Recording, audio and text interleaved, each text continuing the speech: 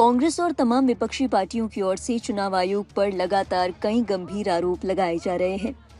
हाल ही में राहुल गांधी की ओर से एक प्रेस कॉन्फ्रेंस के दौरान किए गए दावों के बाद जमकर बवाल देखने को मिला। कांग्रेस के आरोपों के जवाब में चुनाव आयोग की तरफ से रविवार को एक प्रेस कॉन्फ्रेंस रखी गई, जिसमें आयोग ने अपना पक्ष रखा और विपक्षी दलों को ये चेतावनी भी दी कि उनके कंधे पर बंदूक रखकर राजनीति न करे।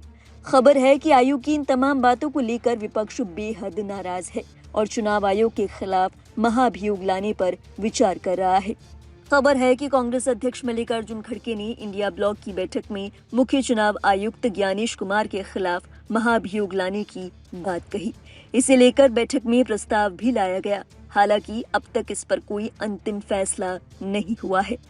गौरतलब है, मतदाता सूची में कथित गड़बड़ियों को लेकर राहुल गांधी और चुनाव आयोग में टकराव के बीच विपक्ष लामबंद दिखाई दे रहा है। जानकारी के मुताबिक इंडिया गठबंधन मुख्य चुनाव आयुक्त ज्ञानेश कुमार के खिलाफ महाभियोग प्रस्ताव लाने की तैयारी कर रहा है। बता दें, राहुल गांधी ने चुनाव आयोग पर गंभीर आरोप लगाए थे कि लोकसभा चुनाव के दौरान महाराष्ट्र, कर्नाटक और हरियाणा में वोटों की चोरी की गई। राहुल गांधी ने यह भी आरोप लगाया कि चुनाव आयोग चुनावों के दौरान सत्ताधारी बीजेपी का समर्थन करता है और वोट डेटा में छेड़छाड़ करता है। बीते 7 अगस्त को राहुल गांधी ने दावा किया था कि बेंगलुरु सेंट्रल में महादेवपुरा में 1 लाख से भी ज्यादा वोटों की चोरी हुई और यहां बीजेपी जीत गई थी। इसके जवाब में रविवार को चुनाव आयोग की तरफ से प्रेस कॉन्फ्रेंस की गई। इस प्रेस कॉन्फ्रेंस में मुख्य चुनाव आयुक्त ज्ञानेश कुमार ने राहुल गांधी के सभी दावों को बेबुनियाद बताया। उन्होंने कहा कि राहुल गांधी संविधान का अपमान कर रहे हैं। चुनाव आयुक्त ने कांग्रेस समेत तमाम राजनीतिक दलों को सीधी चेतावनी दी कि गड़बड़ियों को लेकर सबूत दें और 1 हफ्ते के भीतर हलफनामा दाखिल करें। चुनाव आयोग की तरफ से ये भी कहा गया कि चोरी जैसे झूठे आरोप से आयोग ना तो डरता है, ना ही मतदाता डरता है। साथ ही कहा गया कि राजनीतिक दलों का पंजीकरण चुनाव आयोग ही करता है। उसकी नजर में ना तो कोई पक्ष है, ना ही कोई विपक्ष, सभी समकक्ष हैं। चुनाव आयुक्त की ओर से कहा गया कि हमारे लिए सभी बराबर हैं। अगर आपको लगता है कि कुछ गड़बड़ी है तो सबूत दें, हम उसमें सुधार करेंगे। केवल बात करने से कुछ नहीं होता। चुनाव आयोग की ओर से की गई इस प्रेस कॉन्फ्रेंस के बाद विपक्ष में नाराजगी साफ जाहिर है। कांग्रेस ने निर्वाचन आयोग के इस दावे को हास्यास्पद बताया कि सत्तारूढ़ पार्टी और विपक्ष के बीच वो कोई अंतर नहीं करता। इसी बीच सीईसी की टिप्पणी के तुरंत बाद कांग्रेस महासचिव जयराम रमेश ने सवाल खड़ा किया कि उच्चतम न्यायालय के 14 अगस्त के आदेशों को क्या निर्वाचन आयोग सचमुच लागू करेगा।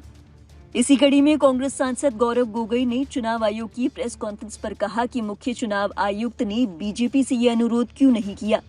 उन्होंने कहा, मुझे लगता है कि मुख्य चुनाव आयुक्त ने प्रेस कॉन्फ्रेंस करके इस संवैधानिक पद की गरिमा को कमजोर किया है। गौरतलब है, चुनाव आयोग की ओर से की गई इस प्रेस कॉन्फ्रेंस के बाद विपक्ष में खासी नाराजगी देखने के लिए मिल रही है। खबर है कि विपक्ष अब चुनाव आयुक्त के खिलाफ महाभियोग लाने पर विचार कर रहा है। हालांकि इस मामले में कोई अंतिम फैसला नहीं लिया गया है। क्या विपक्ष की ओर से ये फैसला लिया जाएगा? बहरहाल इसका फैसला तो वक्त ही करेगा।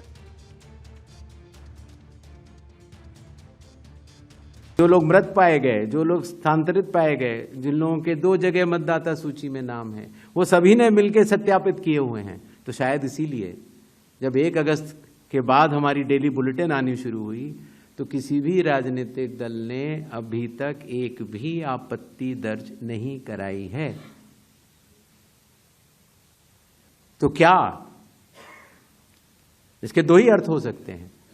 या तो प्रारूप सूची एकदम शुद्ध है, जो कि चुनाव आयोग नहीं मानता। चुनाव आयोग कह रहा है कि 1 सितंबर तक हम समय देते हैं, इसमें त्रुटियां हो सकती हैं, आइए सब लोग आइए इसको शुद्ध करते हैं। 15 दिन अभी बाकी हैं। 1 सितंबर के बाद अगर उसी तरह के आरोप लगने शुरू हुए तो जिम्मेदार कौन? हर मान्यता प्राप्त दल को अभी भी 15 दिन बाकी हैं। अगर आपको अंदाज हो तो 1.5 लाख से ज्यादा बूथ लेवल एजेंट्स हैं। बूथ लेवल ऑफिसर तो सिर्फ जब हम लोगों ने किया था तो 77,000 थे, उसके आधे थे। हम लोगों ने ये काम 20 दिन में समाप्त कर दिया था। तो मतदाता सूची का गहन परीक्षण एक एक नाम के आगे मैं निवेदन करना चाहता हूं, आपके जरिए आह्वान करना चाहता हूं कि सभी 12 राजनीतिक दल, चाहे वो राष्ट्रीय पार्टी के हों चाहे वो स्टेट पार्टीज के हों, अभी भी समय रहते 1 सितंबर से पहले इसमें गलतियां बताएं। चुनाव आयोग सुधारने के लिए तैयार है। सबसे बड़ी मतदाता सूची हमारे पास है, लगभग 90 करोड़ से 100 करोड़ के बीच में।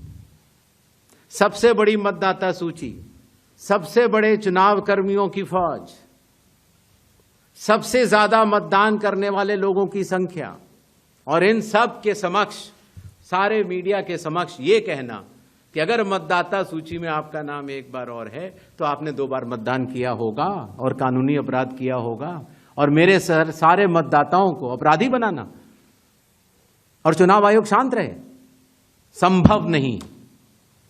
हलफनामा देना होगा या देश से माफी मांगनी होगी, तीसरा विकल्प नहीं है।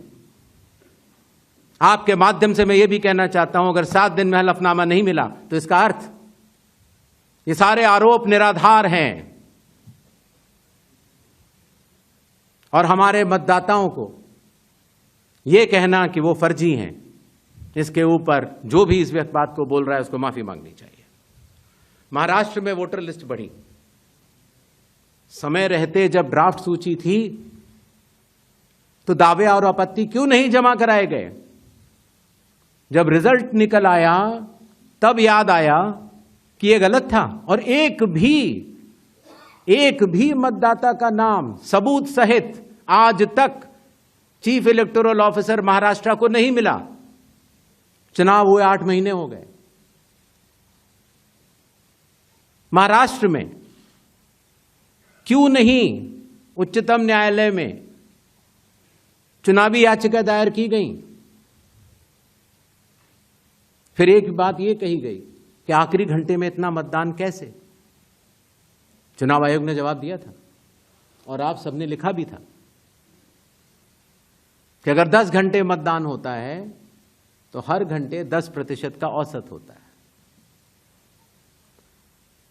आखिरी घंटे में 10% से कम मतदान हुआ। तो यह बात कैसे कही जा रही है? ऐसा नहीं होता कि किसी भी बात को अगर आप 10 बार बोलते रहें, 20 बार बोलते रहें तो सच हो जाए। सच सच होता है और सूरज पूरब में ही उगता है, किसी के कहने से पश्चिम में नहीं उगा करता।